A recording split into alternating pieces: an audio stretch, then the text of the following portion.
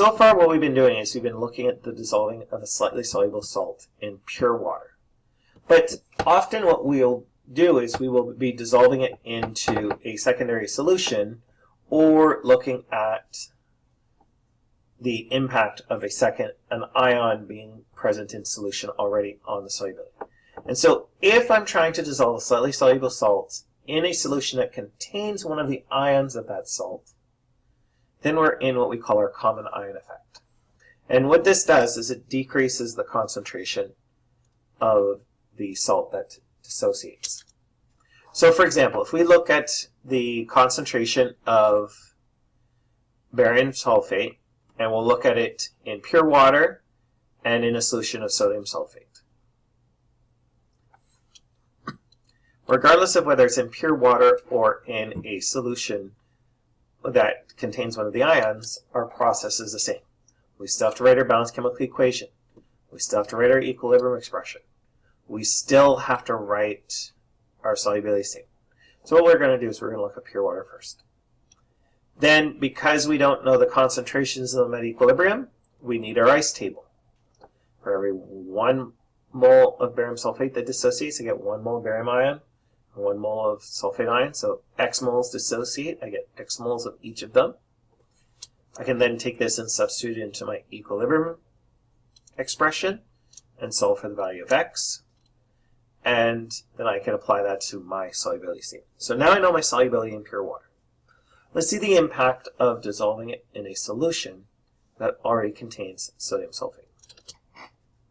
So all I'm going to do is copy over from the previous slide my equilibrium expression, my balanced chemical equation. Now, in this case, because the sulfate comes from another ion, when I write my solubility statement, it's not included. Because any sulfate that ultimately ends up being in solution will be due to some that dissociates from my salt and the sulfate from the sodium sulfate. So therefore, it's only equal, the concentration or solubility of my slightly soluble salt will only be equal to the concentration of the ion that's not common between the two.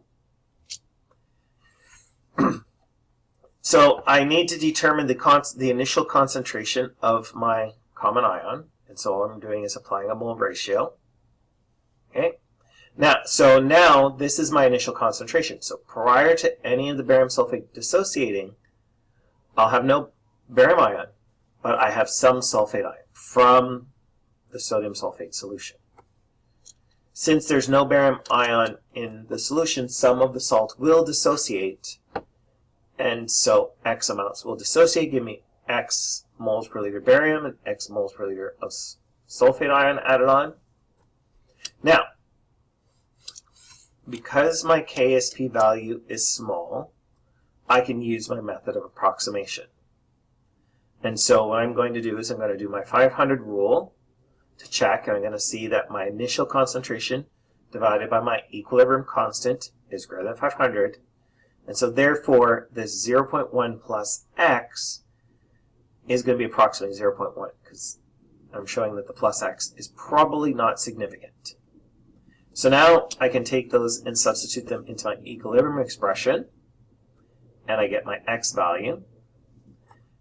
And because I made an assumption, I'll do my proof, where I take my change and divide it by my initial, and I see that it's less than 5%, so I know my assumption is valid.